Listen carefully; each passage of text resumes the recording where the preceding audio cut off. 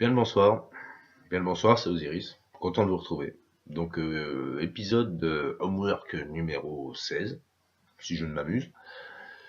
Celui-ci va traiter essentiellement d'une vieille légende, hein, parce que il n'y a pas très longtemps que je me suis demandé, à force qu'on me dise que j'avais un joli pseudo sur différents hangouts, je me suis dit, pourquoi? Il y avait sûrement une raison. Donc, comme vous le savez, bon, j'ai des hangouts qui ne sont pas forcément les mêmes que les vôtres, qui sont parfois avec la communauté platiste, avec laquelle on débunk bien et avec laquelle foncièrement nous avançons.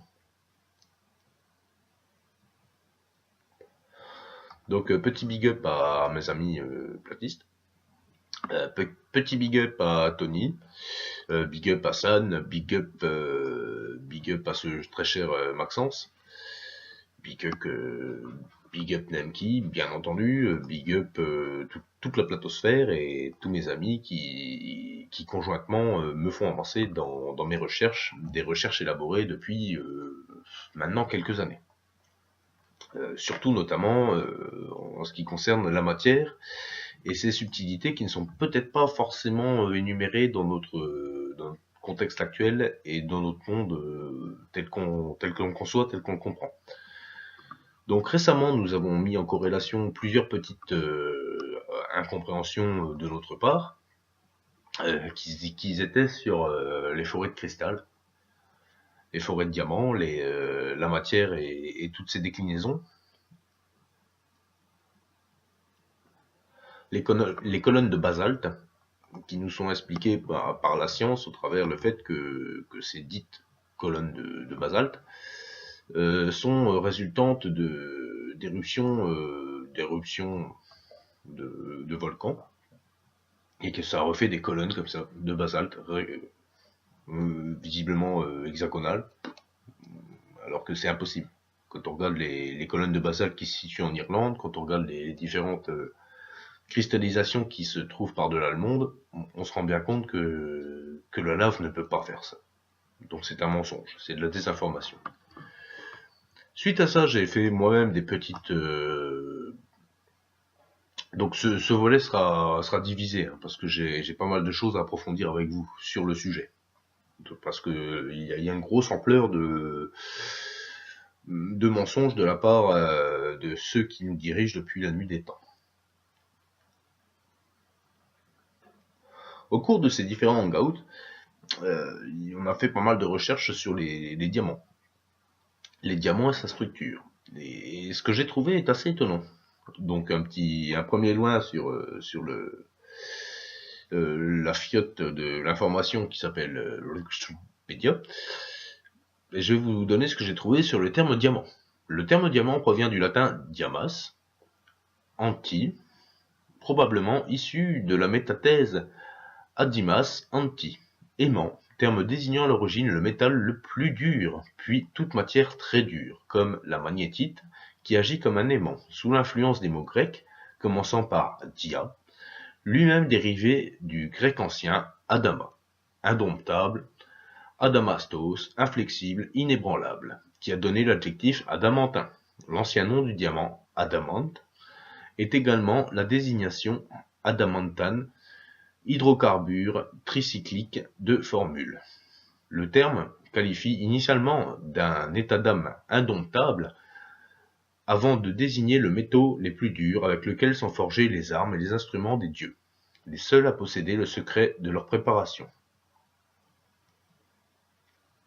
Le casque d'Héraclès, de la Théogénie, d'Hésiode, la faucille de Chronos, la charrue d'Aétès ou les chaînes de Prométhée. Le pseudo-Platon parle de l'adamante dans l'Épinonis. L'appellation Adama pour diamant, Adama pour diamant, se précise cependant dans le traité sur les pierres, du philosophe grec Théophraste. Elle est reprise dans l'œuvre Histoire naturelle du romain Pline l'Ancien, les deux auteurs réservant au mot diamant la pierre actuellement connue sous ce nom. Du terme Adama dérivent les dénominations occidentales, français diamant, anglais diamant, espagnol, italien diamante. sanskrit et arabe, almas, et en russe, imprononçable. Voilà ce que j'ai trouvé concernant le diamant. Il a le prétexte Adama, comme le très très célèbre Adama qui siège au centre de la Terre, sous certaines autres cosmogénies. Ah oui, je suis barré, hein. Ça vous le saviez déjà, je pense. Suite à ça, nous allons en revenir à Osiris. Et vous allez très bien voir où c'est que je veux en venir. Donc vous verrez certainement ça dans le second volet, parce que ça promet d'être gourmand en temps comme petite session. Donc jadis, dans la grande île d'Amenta, vivait Nout, une jeune et belle princesse que chacun louait pour sa beauté et sa sagesse. Heureuse de vivre, Nout aimait se promener dans le parc de son palais, puis se rendait au cœur du jardin où se trouvait un lac, au centre duquel s'élevait une petite île. Nout, dans les divinités égyptiennes, représente la voûte étoilée. Voilà. Nout est la voûte céleste. Elle était souvent représentée comme ça, avec une couverture au-dessus d'elle, avec des étoiles sur cette couverture. Très belle iconographie. Donc pour avancer sur ce sujet, nous allons traiter d'une très belle vidéo que j'ai faite, qui s'appelle Révélare, le grand esprit. Donc s'élevait une petite île au centre de ce jardin. Nout rêvait désespérément d'avoir un enfant. Donc chaque jour, Nout se rendait en ces lieux solitaires et paisibles, s'asseyant au pied du grand sycomore sous lequel elle méditait pendant des heures. L'histoire de la mythique Amenta, ou Atlantide, rapporte qu'un matin, alors que la princesse Nout appelait le lever du jour, en chantant un hymne à Atum-Re, le créateur, elle fut soudain éblouie par la splendeur du soleil et surprise par le bruit du tonnerre dans le ciel calme. Donc tous les matins, elle louait Atum-Re. À noter que c'est pas Amon. La voix d'Atum-Re se fit entendre. Sois fait chair, ô toi qui as engendré dans l'espace et conçu dans l'abîme, lève la tête au flexible sycomore de Nout. Car les dieux tiennent un enfant dans leurs mains. Il vient à toi comme une étoile. Voici qu'Osiris vient à toi. C'est le Osiris sous la cosmogénie atlantéenne.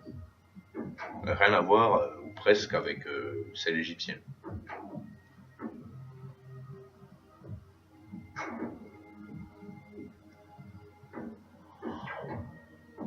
Dans son souffle, le vent apporta encore ces paroles. « Je le fais pénétrer dans le secret du sein pour la vie du cœur, dit Thoth. Ô Ré, imprègne le corps de Nout par la semence de l'esprit qui est en elle. » Un éclair illumina la terre, et Nout aperçut un ibis tournoyant autour d'elle. Elle ferma les yeux et resta étendue sans connaissance, sous le grand sycomore. Et ainsi que la jeune princesse porta en elle Osiris, dieu de la résurrection et de la lumière. Donc tous les matins, elle allait louer Atum-Re, au centre du jardin, au pied du grand sycomore qui était titanesque. Et Atum décida de lui donner son enfant. Osiris régna sur l'Amenta Atlantide avec bonheur et sagesse pendant quelques années, tandis que son frère Seth cherchait à le faire mourir pour régner à sa place. Osiris montra aux hommes la fabrication du pain et l'agriculture. Il enseigna aux humains à distinguer le bien et le mal. Puis il leur donna les lois bonnes et saines, les incitant à toujours aimer la vérité et la justice.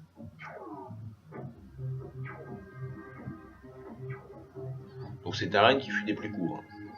Assez triste.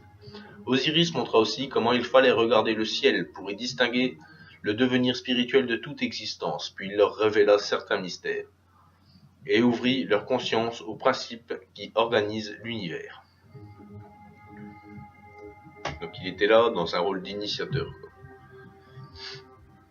fils de Atum et de Nout.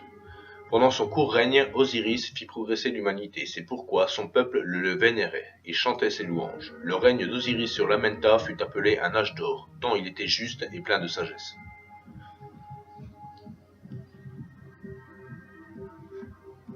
Comme sa mère, Nout, Osiris, allait toujours méditer sous le grand sycomore, au centre du jardin du palais. C'est donc là que ses ennemis s'embusquèrent. Une nuit, Osiris laissa ses proches et partit seul dans l'île du jardin, car Osiris connaît son heure et sait qu'il a vécu sa période de vie.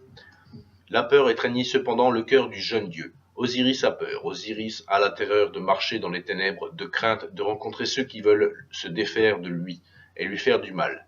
Ce sont les fils des ténèbres.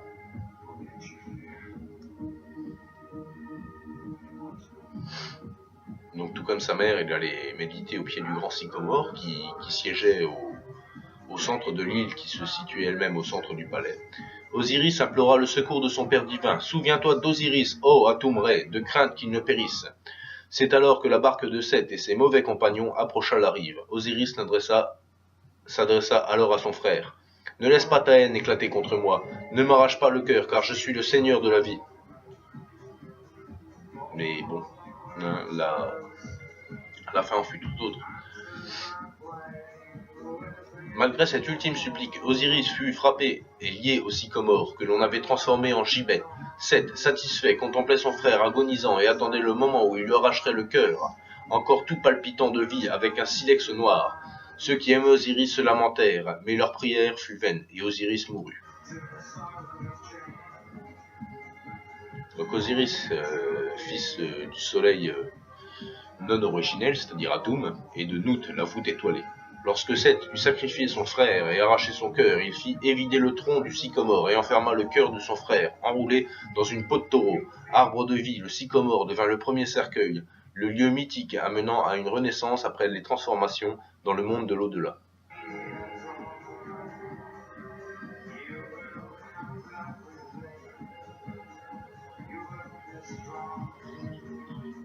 On a un petit peu de temps à charger.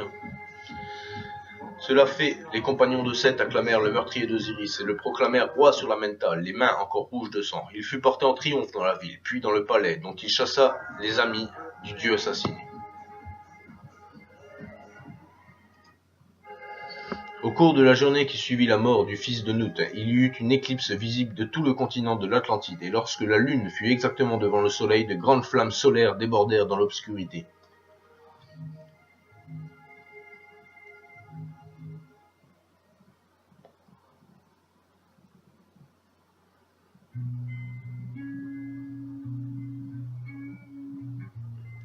Comme l'illustre symboliquement toute éclipse, ce jour funeste entre tous fut véritablement la fin des temps et le commencement d'un autre.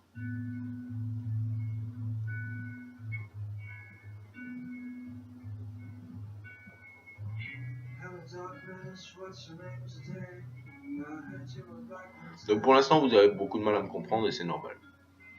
Vous comprendrez un peu plus dans la seconde vidéo qui interprétera tout ça. Nous sentons tous que la structure idéologique si solidement construite et qui était depuis longtemps devenue la norme et la mesure de notre vie est en train de s'effondrer. Cet ensemble de certitudes ébranlées n'est pas sans provoquer de sentiments de panique, de peur, de perplexité, de tentatives désespérées de renouer avec ce qui est pourri à force d'être vieux et afin de pouvoir s'y accrocher. Donc par tous les moyens, ils essayèrent de retrouver la sagesse et la grâce de leur Dieu et fils du soleil, sans jamais trop y parvenir. Il y a aussi des personnes qui voient dans cette crise une formidable opportunité, qui crée un espace pour de nouvelles formes de vie. Il ne s'agit plus à présent de combattre l'ancien, mais de canaliser les énergies vers une immanquable construction du nouveau. Donc voilà, il fut un temps où tout bascula. Donc voilà, c'était la petite parenthèse par rapport à Relever l'arrêt Le Grand Esprit, qui est disponible sur ma page. Si vous fouillez un peu, vous la trouverez assez facilement. Donc tout cela était pour vous dire que nous avons une île, mais au centre de celle-ci, il y avait un grand sycomore. Donc imaginez-vous bien la scène. Nout, la voûte étoilée selon les Égyptiens, venait tous les jours prier Atum-Ré, vous connaissez tous Atum, et Amon. Voilà. Amun, le soleil originel, celui de notre galaxie, Atum, le soleil construit. Bon, donc on voyait très bien que Atum est lié à Nout, qui est la voûte étoilée. Donc voilà. Vous voyez que peu à peu ça se démêle et peu à peu on avance. Donc à force d'aller prier, donc c'est lu textuellement et c'est un vieil écrit dont je me suis servi. À force de le prier, il envoya un enfant, qui était fils, par définition, de Titan, aussi bien que d'une déesse. Donc, par corrélation, maintenant, nous allons basculer sur une autre histoire. On va basculer sur l'histoire des Eddas, tels qu'ils nous ont été transmis par le monde celtique. Et vous allez très bien voir qu'il y a une corrélation entre le sycomore, qui fut coupé, qui serva de premier cercueil à Osiris, pour être après ramené en Égypte. On notera que Osiris a toujours eu deux iconographies. Une iconographie toute noire avec tous ses attributs dorés, ça c'est sa première iconographie, et sous l'autre iconographie égyptienne, il est vert. Parce qu'il est revenu du monde des morts, et il est venu du début de son existence sur l'île de Lamenta, Atlantide, dieu de la résurrection, dieu de la vie, dieu de tout ce qui est chatoyant, par finir par dieu de la mort et de la résurrection. Donc il a une facette, une consonance négative, mais aussi une consonance hautement positive. Et il est le fils du grand tout, si vous voulez. Il est venu directement des dieux. Donc là, on voit très bien imager l'image de quelqu'un d'autre qui est venu des dieux. C'est-à-dire, on voit très bien l'iconographie en août de Marie, mère de Dieu, qui a, à force de prier le soleil, s'est vu porter justement le fruit de celui-ci, au travers Jésus. Donc on a une première corrélation qui peut se faire entre Osiris, l'histoire d'Osiris primaire, c'est-à-dire au royaume de Lamenta, où siégeait un gigantesque sycomore au centre d'une île, avec...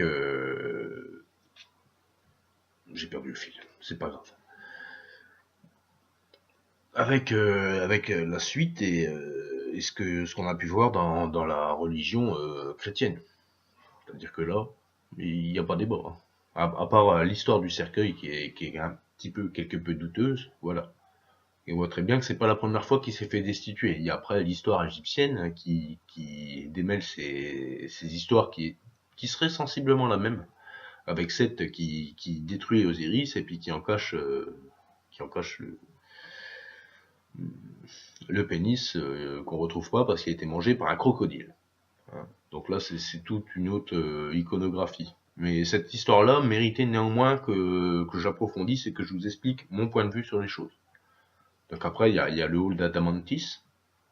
Vous voyez, il y a Adama, qui est toute cette petite corrélation pour vous dire que quand ils ont coupé cet arbre et qu'ils en ont fait un cercueil, automatiquement, il était mort. Donc qu'est-ce que le bois flotté, qu'est-ce que les forêts pétrifiées, qu'est-ce que tout ça? C'est passé, c'est d'un état naturel, c'est devenu un état cristallin, adamantis. Donc voilà. Donc en prenant l'histoire du cercueil de cristal, qui était à la base un cercueil de sycomore, qui était le gigantesque arbre qui siégeait au milieu d'une île et tout ça. Petite parenthèse pour vous dire que cet arbre représenterait dans l'Edda Yggdrasil. Ah oui, l'arbre du monde. Ou avec le Bifrost, le pont arc-en-ciel qui mène au royaume des dieux. Au royaume d'Atumbre. Et non, je dirais même pas au royaume d'Atumbre, parce qu'Atumbre, pour moi, vient après dans l'histoire. C'est-à-dire qu'il y a d'abord Nout, et après Atumbre, qui a été rajouté comme notre soleil, celui qu'on voit avec nos yeux, pas celui qui est bien sûr au centre de notre cœur. Tous les spirituels vous diront que de toute façon, il n'y a pas faute. Donc voilà pour la première petite explication. Donc la suite très bientôt, qui sera la partie 16.2, qui sera pour traiter de la corrélation entre les écrits égyptiens et les écrits de l'Edda. Après, je vais vous transposer les divinités. Et vous allez voir, tout va coller, vous allez tout comprendre de ce que je veux vous dire. Donc, dans les divinités que je vais vous citer, rappelez-vous toujours que, comme sur le principe sumérien, il n'y en a que 12, il n'y en a toujours eu que 12. Donc, il y aura bien sûr Odin, Il y aura bien sûr Thor, bien sûr Loki et tout ça, qui je vais vous les transposer, sont des dieux qui étaient anciennement sous d'autres appellations. Osiris a cette consonance jusqu'à Odin, qui pourra avoir une certaine consonance avec Atumbre. Et là, ça commence réellement à devenir intéressant et troublant. Et ça explique pourquoi la chrétienté n'a eu de cesse que de persécuter le monde celtique quand elle est arrivée, et a fait comme ça pour le monde celtique pour dire vous oubliez vos racines, vous oubliez tout, maintenant faut vous pensiez différemment et comme ça, pas autrement. Donc on va faire le point là-dessus, et c'est pour très bientôt mes amis. Ça envoie tous mes bons sentiments, je veux pas être trop long pour cette première partie, la seconde partie très bientôt. Voilà, c'était Osiris, portez-vous bien, et le bonheur soit